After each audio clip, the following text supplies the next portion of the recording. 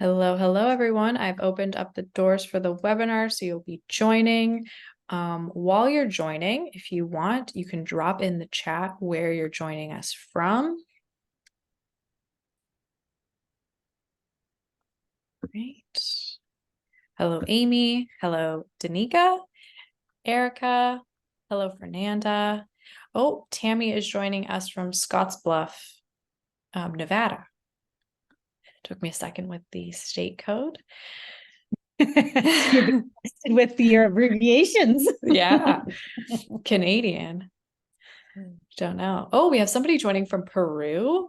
That's exciting. Hi. What time is it in Peru? Wow. California. Jenna's joining from Colorado. Melanie's joining from Minnesota. Hello from Virginia. Courtney is joining. Courtney, are you joining from Courtney, Texas, or are you Courtney from Texas? We have a couple from Pennsylvania. John is joining from his living room. Nice, perfect. That's super descriptive. Thank you, John. Courtney from Texas, not Courtney, Texas. You never know. Couple from Stacy's joining us from New Jersey. This is a really great representation across the country and around the globe here. Yeah, very exciting. Brazil. Wow. Amazing. You're up really early or really late. What time is Brazil? And 2 p.m. Oh, okay. That's not too bad. Never mind. That feels like so far away. So it felt like it should have been like 1 a.m. or something. Not bad. Welcome, Trevor and Taylor. All right, we're going to give everybody 1 more minute to join. Oh, we have somebody joining from South Africa. Jen, that's exciting. Wow. That place is on my bucket list. I've never been, and it's definitely on my bucket list. Yeah, that would be so cool. All right. Welcome, Kara. All right. Well, Jen, I'm going to get started. So welcome, everyone. My name is Jennifer, and I am from Rise Vision. We're really excited to have Jennifer from Common Sense here. So 2 Jennifers today. Jennifer, why don't you give a brief introduction of yourself? Absolutely. Welcome, everybody. Jennifer, it's so wonderful to be here today. I'm the Senior Education Manager at Common Sense Education. I've been with Common Sense over just about 11 years now, and I'm a former elementary educator. And so my focus really is around professional learning and how we can build a culture of digital citizenship with skills and habits beyond high school, right? Beyond K12. And so really excited to be here today. Thank you.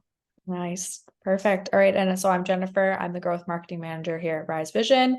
And my goal is to share as many, industry experts with our audience as possible and just create those educational opportunities. My goodness, Jennifer, you're making me scared with the word expert. I don't know about learning with all of you too.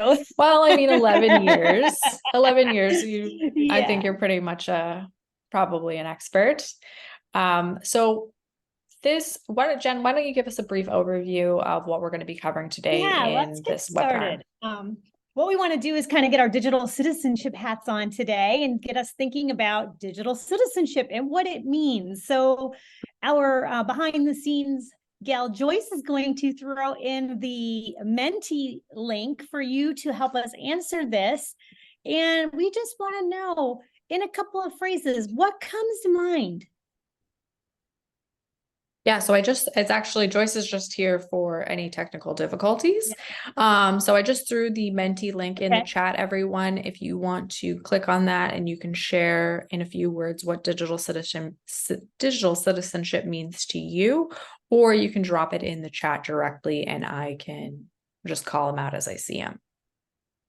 So you'll be able to use that code. So I believe that voting link should take you straight to the page where you can enter a few words or phrases. But, when we mentioned the word digital citizenship, when you were thinking about coming here today, what words come to mind when we think about this hot topic area, right? So we have not sharing private info, thinking of impact. Any other buzzwords come to mind? Being online. So there are responsible citizens and those that are, who are not. Okay. Responsible digital use. I mean, that's big. Safety online.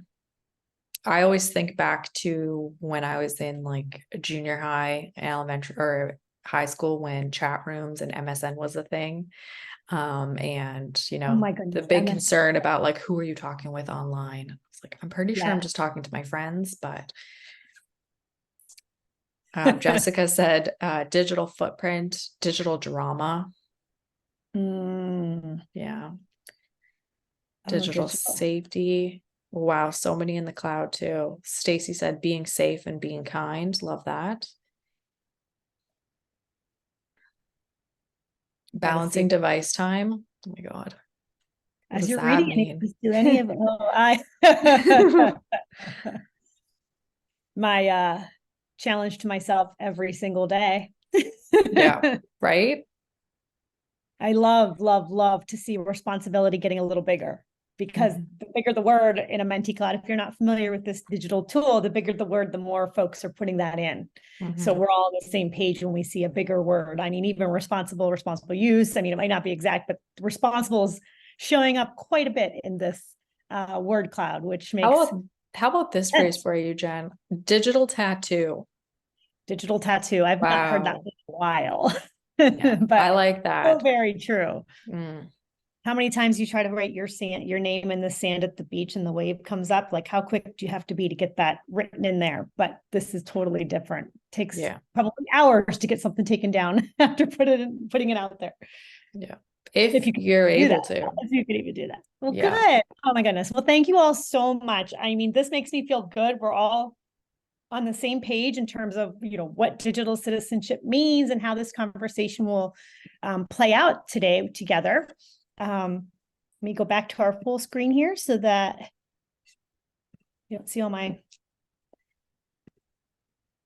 And so I'm just going to bounce it back so you can give a little bit of background around, we introduced ourselves, but how did we come together in terms of digital citizenship and the resources that we're going to provide for you today? So Jennifer, do you want to tell us a little bit about?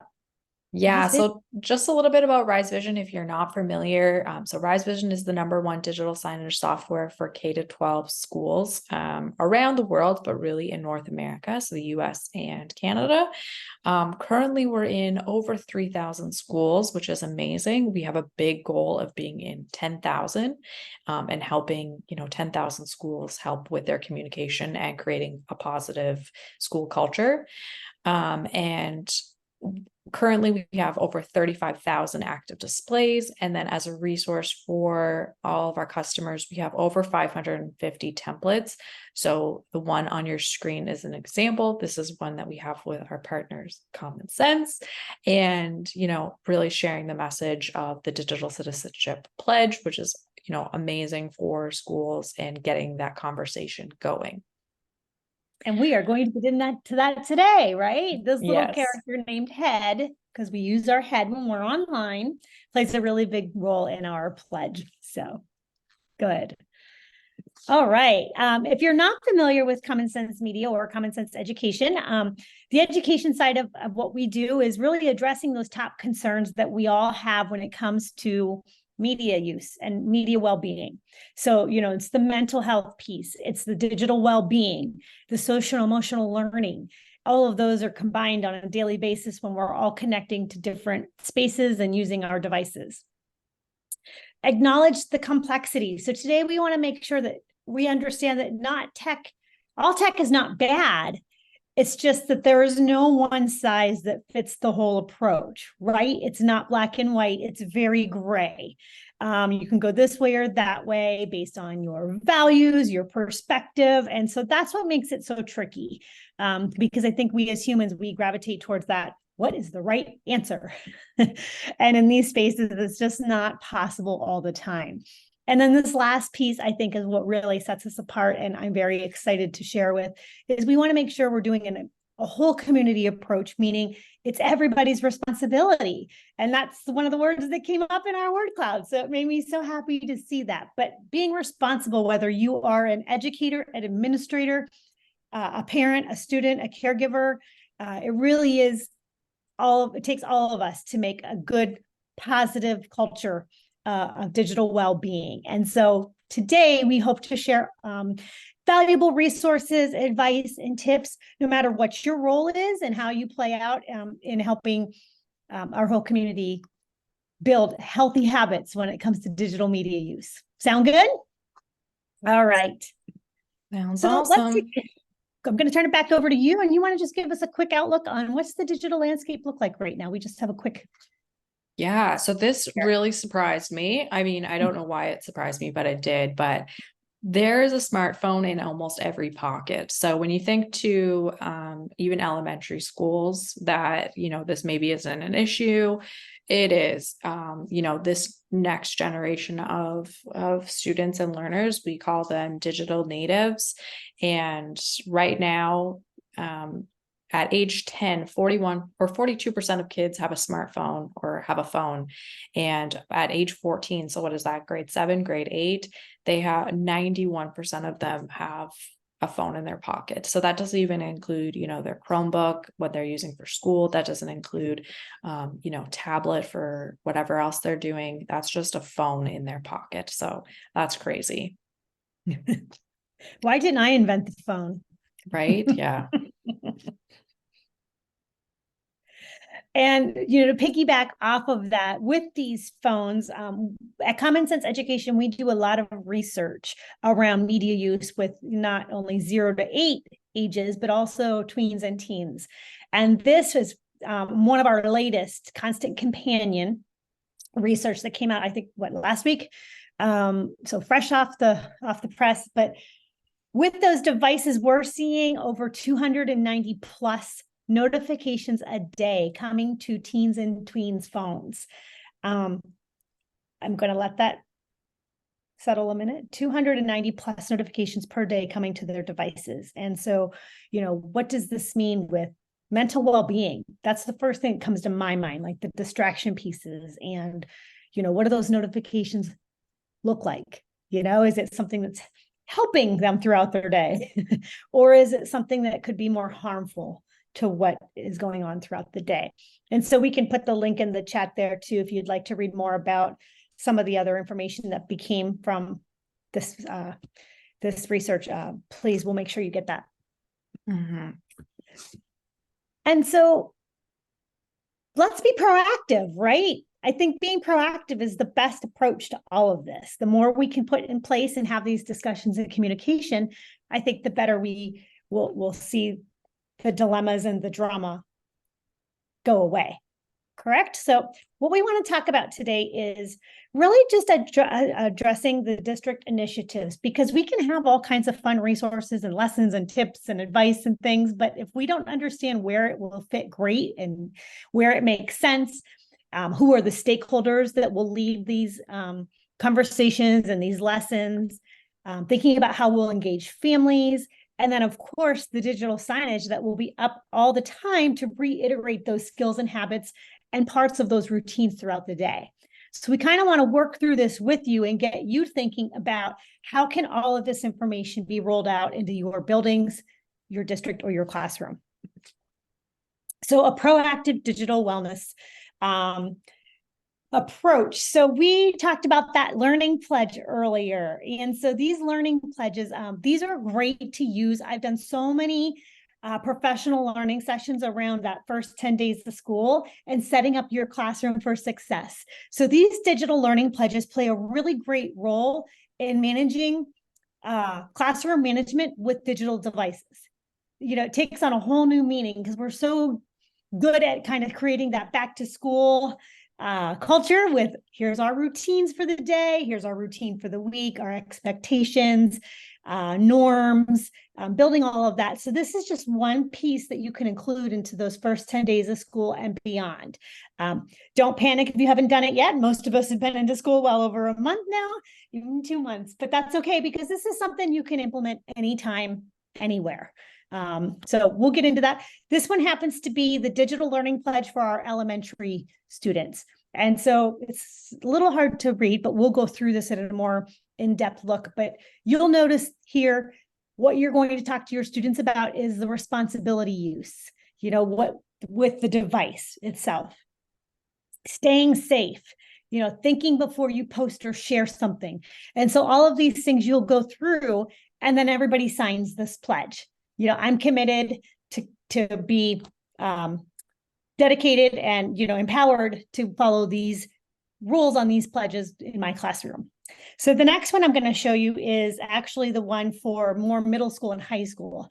So same concept, just a little bit more mature words and verbiage, because they are more advanced when it comes to what they're doing on their devices and how they're learning and playing and creating and consuming. And so those are the two agreements. And then what we don't want to see is, let's sign this pledge and put it away, right? We want to make sure that pledge is seen, it's heard, it's used, it's referred to. And so not only is that pledge going to be there all year, but here's how you can take that pledge beyond, right? So your daily activities, your daily routines. I want to introduce to you your K12 digital citizenship themes by Common Sense. So you'll see these 6 themes here. And I'm curious, as you read these themes, I would love for you to share in the chat which one resonates with you, or which one seems to be top of mind or most prominent in importance. I mean, we know all of them, but you can't say all of them because they're all important. Which one stands out based on maybe where you're at, maybe some of the things that you're addressing in your school buildings.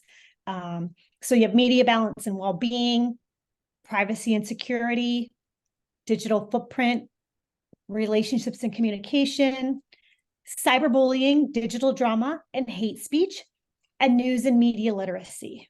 So what are we seeing in the chat here? Which one's sort of, are there any standing out, or is it lots of finding balance? Balance. Maybe that's for the students, maybe that's for us. Both. Words and actions, media balance, Yep. words and actions, relationships and communication. I really like the one that you mentioned about news and media literacy. I see that all the time. I mean, not with students, but just you see, especially on Facebook, you see a post and you see people's comments, and it's like, did you read the article, or did you just react to the title? So that's many nice. reactive responses. I love how you use that word, reaction to things, as opposed to sit back, think about it, think about all the different perspectives, and then kind of come up with what you, yeah, that's a good one. But I love, well, not love, but I want to let you know, out of all the sessions I've been doing in the last few weeks, those are the top 2 that pop up: media balance and well-being, and then sort of that tie between relationships and communication, and the SEL, the social emotional well-being component. And of course, with AI moving at lightning speed, the news and media literacy is really taking priority. Yeah. Good. All right. Thank you for answering. So I hope that as we go through this, I feel like Jennifer and I did a really great job of focusing on that media balance and well-being, because if you don't have that, it's hard to have the rest. So good. All right. Thank you. And so just to give you a highlight of what these lessons look like. So when you sign that digital pledge, did you all notice the top part was be responsible? That first section that you go through and kind of sign off on is responsibility. And that responsibility at 2nd grade looks like we the digital citizens. And that really focuses on the rings of responsibility. So the responsibility of you, your school, and your community, right? And those are all part of those standards in the K2 kind of curriculum, etc. As you move into 3rd grade, this pledge, not only is it a pledge, but there's an entire lesson around it for 3rd grade. So that's really nice to kind of take it even a step further as you get into the upper elementary. 4th grade is probably one of my favorite ones.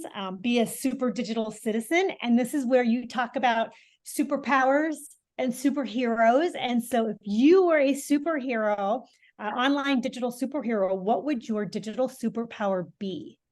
And if you can only imagine the responses that you get from a 4th grader, it's just the absolute best with their creativity and their imaginations. But in all seriousness, it's a really fun lesson. That's the one that can keep on, you can keep referring to over and over throughout the year and build those routines into your classroom. And then that last one you see there is My Digital Life is Like. And so getting students to think about what is a day in the life like in your digital life, whether it be gaming, the social platforms, the consumption, the creation, thinking about all the different ways we use, digital content. And so my favorite is My Digital Life is Like, I guess we're going back to, remember similes and metaphors? Oh gosh, everyone's like, no, don't go there. But I always say my digital life is like glitter. I feel like it's everywhere. And so if I have any glitter fans out there, do I have any elementary folks on with us today? Because I feel like elementary glitter is in our blood. But I do think glitter is, that's how I feel. I don't know. I don't want to put you on the spot, Jennifer, but do you have anything that you would add? Or maybe not what your digital life is like. Maybe you have a digital superpower. I would say that the glitter one was so accurate. That seems, the best word that I can think of. It's everywhere. And even if you think you've cleaned it up, you will find glitter. I know. Everywhere, in every spot, in the corner.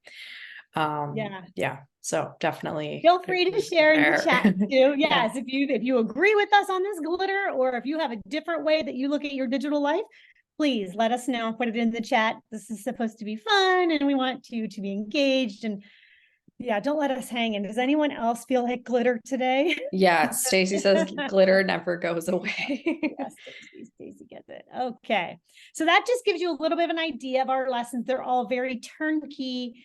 They have all the support you need to be able to roll these out across your classrooms. And so with that, the new addition to our content comes with the device advice lesson collection. So we launched these this year, this back to school time of the year. And I bring this up because I feel like with administrators, the device charter and the caring for our devices are two really great things to think about when you think about your K-5 teachers. Knowing that across the board, they are all going to take a look at, hey, the devices are coming out this week. If everyone could teach this 20-minute lesson during morning meeting, that would be really great, right? Or break it up into 2 sessions, but making sure that everybody has the expectations for those devices across the classroom. And then that charter is there, that pledge. And then obviously there's some other well-being pieces here. So why we pause for people, and then those managing device distractions. So again, my point on this is it's never too early to start these conversations and start communicating in the classroom. And I find that most folks use this during the morning meeting time. It's just a nice way to kind of build those habits and routines throughout the year. All right, anybody have any thoughts, questions? We all feeling good so far? Yeah, Jen, I want to share just a quick conversation that I had. I had a conversation with a tech. I guess he's the manager of all the technical devices for his district, 26,000 students. And he said, I mean, obviously, Chromebooks aren't built super robustly, but the things that students manage to do to them is crazy, just breaking them. He said he gave, or the first of the school year, they handed out 6,000 devices to their elementary kids, and by the first week 73 or whatever number he told me, ruined. And he's like, I don't know what these kids are doing to these devices, but I'm gonna send this to him afterwards, because definitely something to get students aware of, at least. I hope there weren't any glitter in any of them. I had to say it. All right. And so part of these videos too, so we met Head in the beginning because we worked with Rise Vision to create these screens to have in your hallways or in your lunchroom or wherever you can display these types of things. So as the educators are introducing these conversations in the classroom with the pledge and all of our characters, there are little videos that go along with it too. So we know in our K2 classroom. Singing and dancing and poetry and limericks and all of those things are so fun to get kids moving and dancing and remembering. And so how cool would it be to do this in your classroom and then walk through the halls and see the characters? So I really like those connections, that it's not just something in my classroom. This is something in our school and our buildings and our world that we have to think about. And so this is just one way we do that. And then, excuse me, can you hear that? On this episode, it's Yes. Head. Hello, digital citizens. My name is Head. I'm known for using my head to ask questions and discover what's true. Today, my grown-up brought me to the library so I could learn more about dinosaurs. Being curious is important to me because I love learning new things. Sometimes I see or read things that seem unbelievable. So I ask questions and read more to check if they're true. Just like in real life, you can't believe everything that you see online. You have to use your head to ask questions and discover what's true. No one knows everything. So being curious and asking questions is the first step to finding out what's true and what's not. Hey, Head, I found a dinosaur book you might like. Gotta go. But my question for you digital citizens out there is this. How do you know something you see or hear is true? Very cute. And then we have the follow-up activity here so they can color and create, their take on it. And so again, these are great. Each one of our characters, we have 6 different characters and each one has one of these under a minute videos with handouts and things. So this is all for our elementary crew. Middle and high school, sit tight, you are next. And so just wanted to let you know that that's what it looks like at the elementary level. Does anybody have any questions about the content or the resources for elementary? So we have everything from a couple minutes morning meeting content to 15-minute quick activities, all the way up to a full 45-minute lesson. I'll just pause here a minute and see if. Is there PS? I'm not preschool. We don't necessarily have pre-K content. We all start at kindergarten, but once you take a look at the content, you may be able to go down to emerging 5-year-olds. It would be up to your discretion in terms of the culture and the students that you serve. Okay. And then just a reminder for everybody, if you do have questions that you can't hold till the end, you can drop them in the Q&A chat as well. And then we will do a Q&A session at the end. Cool. All right. So for our middle and high school folks, do we have those in the room here? I hope so. So for middle and high school, here are the additional well-being lessons that were launched this year. So you'll see here there are 4 different lessons. My values in tech, which we're going to experience here in a second.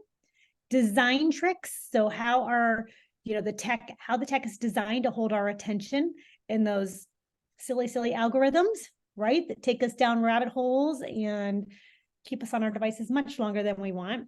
Lesson 3 is thinking traps and how they impact our well-being. And what we mean by thinking traps is when you, for example, text somebody to go to the movie or grab a coffee or hang out, and they don't text you back right away. What do you start to think? You start to think, are they mad at me? Or you start to think about anything that can be the worst thing in the world, but you go down these thinking traps. And so how do we build strategies to tell ourselves it's okay if someone doesn't respond right away? There's nothing bad because of that, etc. So that kind of works through some strategies for students and adults. And then the tech habit challenge is always a good one. Lots of educators do it with their students right in the classroom, challenging each other to build a more healthy, positive relationship with tech. So out of these 4, we thought we would do that first one, my values in tech. And so we're going to go back out to that Mentimeter link. So if we want to drop that back in case we lost it, and you're also welcome to put these answers in the chat as well. So let's go out to the lesson experience here. Didn't want to do that. We'll go back to the Menti here. Okay, okay. Is everybody seeing the Menti? Yes, we're seeing the Menti. Can you just go over the different values that people can choose Absolutely. from? Yep. And so what we have here is that within this lesson, we have obviously several values you see here. I would like you to take some time and think about which 3 values are most important to you. And then you can go ahead and put them in I think you have 3 different choices to list, 3 different ones, and then we'll put them in, and then you'll see the word cloud build out based on what folks are adding here. So it's connection, it's privacy, it's emotional well-being, it's media balance. Which one am I missing? There's so many. Kindness, hard work, open-mindedness, justice. Melanie put in the chat, emotional health. Emotional health. Okay, good. When I think about, the connections and the values myself, connection comes to mind, balance comes to mind, and privacy comes to mind. I don't know about you, Jen.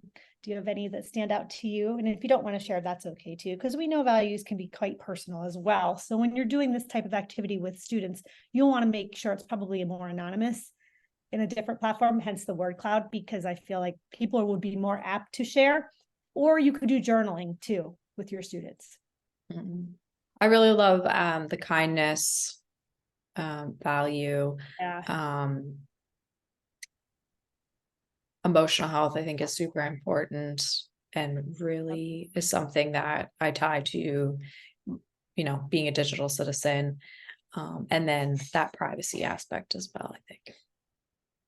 Yes, good. Thank you so much for sharing. Did any others come in the chat that are not on?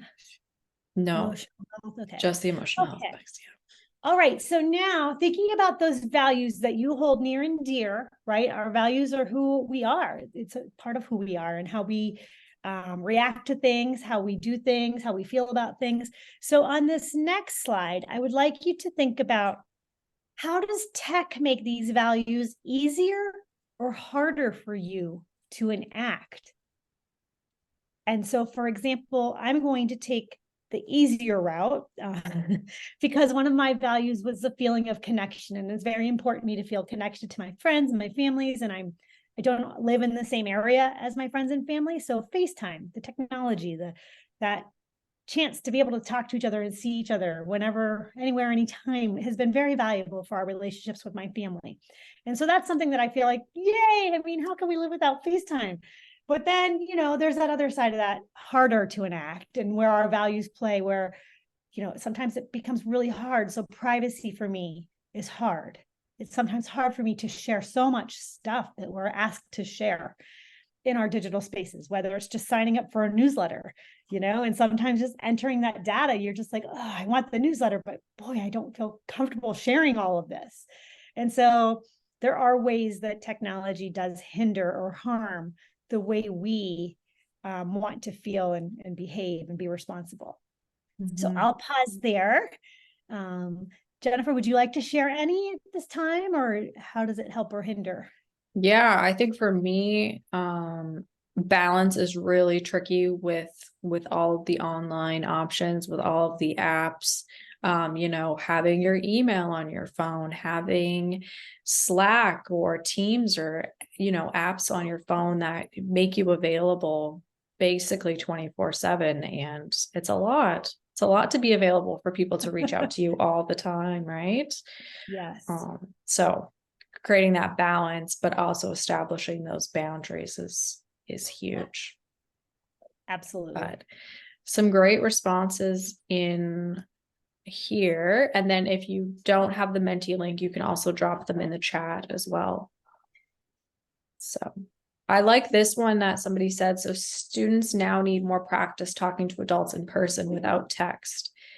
I think that's massive. I think texting makes it so easy to have tough conversations that maybe you wouldn't be comfortable having face to face, but it also really does take away that element of personal connection. And if you're not able to have tough conversations in person and you're relying on text, I mean, that's not gonna work super well once you kind of get out of that space. But maybe for the next generation, everything will be on text and they won't have any talking. Who knows? Well, the texting in like the forum type style, you lose the tone so quickly. And Right. tone is everything when you're either excited, mad, sad, those feelings are completely lost, which can be very construed into different meanings and perspectives. And so that's where it can get very gray and Yeah. the drama can occur. So, yeah, these are all great. I love, the GoFundMe in the worlds have made it so much easier to be kind, and help others. And so thank you. And so if you think about this from the perspective of doing this with your students, what would you hope they got out of this? And if you want to throw that in the chat, that would be helpful just to see. Wow. Really great conversations actually happening here. Yeah. It's great to see. Lots of stuff to think about.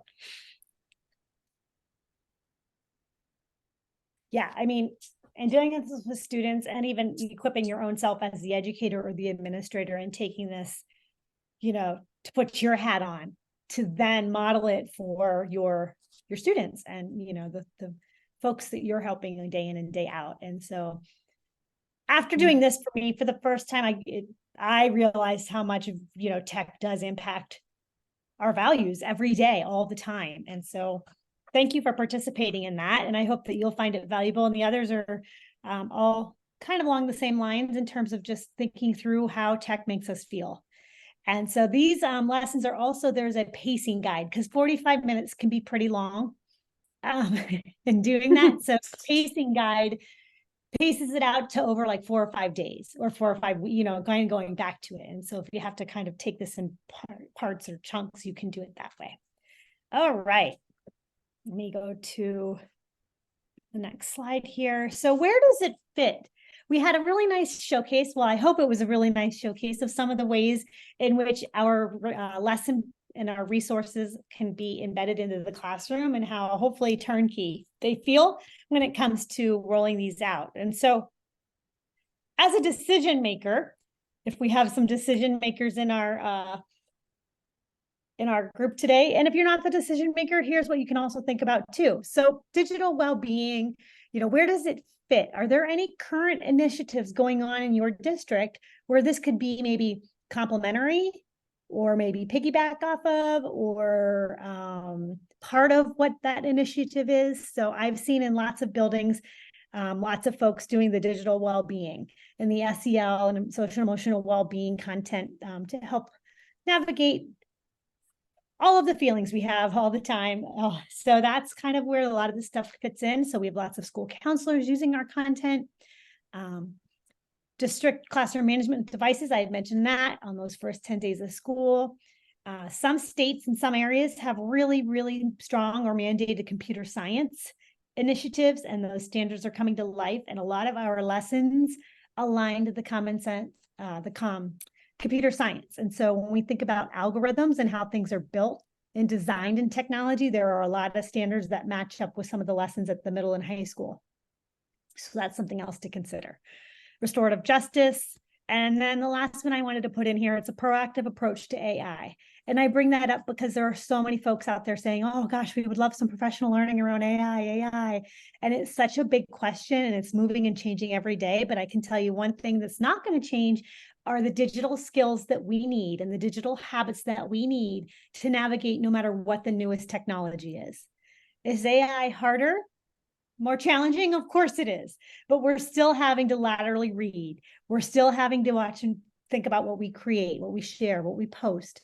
And so none of those original skills have changed. It's just we have something a little more big in the play space to think about and navigate and how to use. And so the proactive approach would be to communicate with students, and share and show them all the great ways and responsible ways to use technology. And then I also included the alignment standards here. We have an alignment to the ISTE, the American Library Association, ELA, and then CASEL is that thought leader in SEL. So if you want any alignments, that would help as well. So those are just a snapshot of some of the things going on. If you'd like, we'd love to hear if you maybe already are using our common sense content in some places, or what comes to your mind when you think about where would some of this stuff fit. And I asked to share this in the chat because I think this is that piece of like, share. If I didn't mention something and you're thinking of it, please share it in the chat so that others can learn about how this could look in different classrooms and different buildings across a district. A lot of our news and media literacy content falls really nicely within the library media specialists. It's their wheelhouse. They've been doing it for decades. And so that's usually a great place to start, but you'll want to think about your stakeholders. So it could be a library media specialist, if you have tech coaches in your building, a school counselor. And so think about the folks that would really feel the responsibility to lead this charge, and then think about the entry points that you could use to get into those classrooms. And it's okay if you have nothing to share yet, because I'm going to take that as, wow, this is going to be everywhere. I'm putting it all in every place, in every classroom. Right? All right. Let's think about our families next. Okay. So we have the resources. We talked about a little bit of implementation. And I just want to let you know that all of our content has a family component to it. So if you teach a lesson, a tip sheet can go home saying, hey, families, we've talked about privacy today. Here are some tips that you can think about at home. Here are some conversation starters that you can use to continue the conversation at home. So there are classroom-based family engagement pieces, and then there are district-wide. And so if you're the administrator, we have different things that could go out in your district newsletter. They could be housed on your district portal, wherever parents go for information. And so this is just a snapshot. I wanted to share these family tech planners with you. Similar to that classroom pledge, but this is more for home. And so how does this look at my home when I have my Chromebook at home, or I have a device at home, or my phone? And so every child has their name on here. Families can talk about, where they're little, where does our iPad sleep at night? If they're bigger, maybe not in their bedrooms, older, and then how we're staying safe, and some of the family values that we want to instill and talk about, like sharing this will impact our family, how. And so these are great to go out at the beginning of the year. And then I know lots of districts that just posted as an evergreen resource on their website or their parent portal. So I have a link there too to our entire Family Resource Center. Our family content is also available in Spanish, which is helpful, and a few other, it's like 12 more languages as well. So as you download the content, you'll be able to choose whether or not what language you want. Okay. All right, I'm going to turn it over to Jennifer. Yes, thank you. So if you're here from Rise Vision, obviously you're familiar with digital signage. And if not, this is going to be a great overview. So we want to talk about some ways that digital signage can support your school's digital citizenship goals. So like I mentioned in the beginning, Rise Vision, we have a couple of common sense branded templates or presentations that you can use. And these are perfect because they're just plug and play. There's no input or changes required. So, you share the digital citizenship pledge with your students in class, and then you pop that display or that presentation into your schedule, and it keeps that pledge at the forefront of their mind when they're walking through the hallways, when they're having lunch in the cafeteria. And it's also a great just to get that conversation going. If you're in the hallway and a student is holding their Chromebook by the tips of their fingers and swinging it around, and that comes up, what a great reminder. We also have the Common Sense branded sharing tips and reminders. So that one is also really great. It has little characters and just kind of, some friendly reminders for being online. This one says, stand up for others, say something if you see bullying. So that's amazing.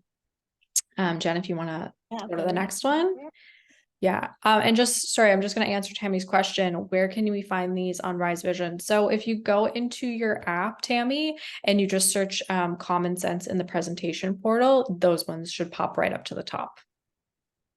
Okay, so a couple other ways that digital signage can support your school's digital citizenship. So advertising student workshops and events. So this one is great if you have any kind of workshops, clubs, or events surrounding digital citizenship. So the template or the presentation that you see on screen on the left. So that would be if you had a Digital Citizen Explorers Club. How great to advertise that and promote those events. A lot of our customers find that by sharing before and after school activities on their digital signage, there's an increase in attendance. Another option is sharing success stories. So, everybody loves to see themselves on the screens. All of our customers say that their students absolutely love it. And so what a great way to share, if somebody's doing something super is exhibiting those, great values about digital citizenship, have them show up on their digital signage. So this one that's on there on the right-hand side, that's Kind Student of the Month. So you could change that to be Digital Citizen Student of the Month or whatever program your school has. All right. And then the last one, and this is certainly not an exhaustive list, but the last one we have is promoting digital safety campaigns. So especially when you get into the higher grade levels, you can have a little bit more detail on your digital signage. But this one, for example, is National Stop Bullying Day. So is it October? That's anti-bullying month. Yeah, so that's perfect. We have a couple of campaigns for, about cyberbullying, about other digital safety.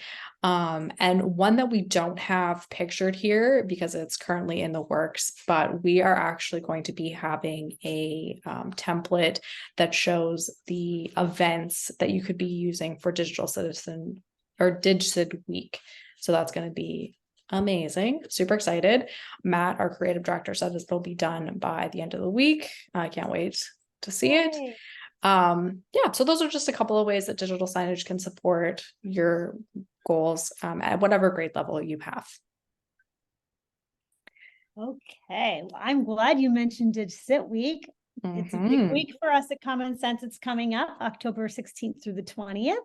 And I want to just share with you what Jennifer means by that support. And so for Digital Citizenship Week, we have daily calendars for K2, 3, 5, 6, 8, and 9, 12. So I'm showing you the K2 calendar right now. For Spirit Week, so every day of the week, you have a question of the day, which I feel like is a really good morning announcement to start the day for Digital Citizenship Week. So how do we balance our time with technology? Let's think about that throughout the day. And then there's the 15-minute activity. And then there is the share with family. And then that last column is Spirit Week. And so Sports Day represent your favorite sport to celebrate getting outside and moving. And so you'll see there down, something for each day of the week. This is K12, or I'm sorry, K2. And this one's very similar, just different questions of the day and different lessons. And then middle school and high school, the Spirit Week's going to look just a little different, but we do have a Unity Day on Wednesday for the whole idea of cyberbullying and being an upstander and etc. So there are some opportunities there. So if you are feeling a little overwhelmed by all the information, these calendars would be a really great entry point and just getting started with it, the conversations, getting folks excited about the ways in which you can celebrate being a great digital citizen and the things you're doing in your schools. Here's the 9/12. And so these are all really great ways. So make sure you grab these so you have them, share them out with your colleagues, and hashtag DigCitWeek on any social channels. Please share your stories, photos of students, and then keeping in mind, if you do post and tag us, we can only share, like, and repost backs of heads of students, or their face has to be covered. So we as an organization cannot share or repost anything if the student's face is showing. So keep that in mind when you're capturing stories and cool celebrations around your school. And then the last but not least, I'm going to just quickly put a plug in here for Common Sense recognized schools and districts. If you choose to go ahead and implement and really roll out a lot of this content, we want to make sure that you're showing your community the things you're doing to keep your students safe, responsible, and ethical in digital spaces. And so you can get banners for your school, you can get badges for your teachers, and just show your love and support for digital citizenship across the board. All right, I'll pause here, Jennifer. Perfect. Yeah, I just want to let everybody know. So this session is going to, the recording, sorry, is going to be shared. The presentation deck will also be shared. So if you do have to drop off or just a little bit over time, that's okay. But if you can stick around for a couple of minutes, please drop your questions in either the chat or the Q&A tab. Jennifer, I did have one question from Alicia earlier. So she asked, is there a reason that the digital passport games are being retired? So maybe you can answer that. Passport games. They're being retired because they're very outdated in terms of how they were designed and built on the back end. That program no longer exists. And so we have to figure out a way to completely overhaul it all and update it into a new platform. So I don't foresee that happening anytime soon. So if you really love any of the videos and handouts and things, I would make sure you capture those or download them in some way to save them. Nissa says that they're very sad. You know, I will let you know, you are not alone. I have so many sad teachers. It makes my job sad because it is fun, but we are pushing for more game-like type content and creation for kids. So. Okay, Gretchen has a question in the Q&A. So common sense reviews, movies, etc. Any thought about AI tools? It's coming down the pipeline. Stay tuned. We will be reviewing AI platforms. I'm not saying it's going to be a very good review, but yes, it's in the works. We will be reviewing them. And we also review podcasts now for kids. If you haven't seen that yet, you go over to the parent side. I'm under the educator, but if I click over to parent, you can see podcast reviews. And I've got to say, I've got a 6 and 8 year old, and podcasts have changed our world over the summer. There are some really great podcasts out there for kids, and like, what would you do and would you rather? Like some stories, obviously, mostly stories and things, but lots of family ways to get involved. And then I have a professional learning workshop that I do on how to use podcasts in the classroom that we can very much share with you. It's actually under if you go to our professional development tab, it's a recorded session. If you go down to browse events on our on demand, we can put this I'll throw this in the chat so you have like our on demand. Here we go. Yeah, I'll put this in the, here. I'm going to call it show notes, but the webinar notes. Yeah, that's perfect. But yeah, you can go here. The podcasting one was really great. And we also just did one on the AI and what educators should know, which was pretty well received. And then I think I saw a question on where to get the digital citizenship content. If you go to our homepage, we have a green tab here. You can access all the calendars there and all the Digicit Week stuff coming up. Perfect. Is there any other questions before we run out of time? Oh, all right. What does this one? I would like to work on getting a Common Sense badge and being a Common Sense ambassador, but I'm teaching in South Africa. So what advice That's fine. Yep, you just go to our here, I'll throw in the chat for you the link for all of it, and then you can see the criteria, and it's just a quick like 5-question application that you'll do, and then it'll be approved and you'll have your badge. So here you go. Easy peasy. That link was to that program for the recognition. Awesome. Okay. This was so much fun. I hope that they had just as much fun as we did. It's been so much fun partnering with you. I mean, the content complements so well in terms of building habits and conversations and skills in and out of the classroom. So Jennifer, thank you so much for inviting me to be a part of this conversation and share our content and resources. Yeah, thank you, Jennifer, for being a part of this. If somebody wasn't watching the video, they'd be like, is this just one person? No, this has been great. Rise Vision is so excited to be partnered with Common Sense Education and be sharing these resources. So this is amazing. Just a reminder, the recording will be sent out, as well as you'll be able to access the presentation deck, a couple other resources. I will send out some examples of the templates. I know Tammy was looking for them, but if you do have any questions after the record or after after the session, you can send us an email or send me an email and I'll get the information to you that you need. All right. Thank you so much, Jennifer. Thank you so Thank much for you. being here and sharing this. Okay, everybody have a great rest of your day. Thank you.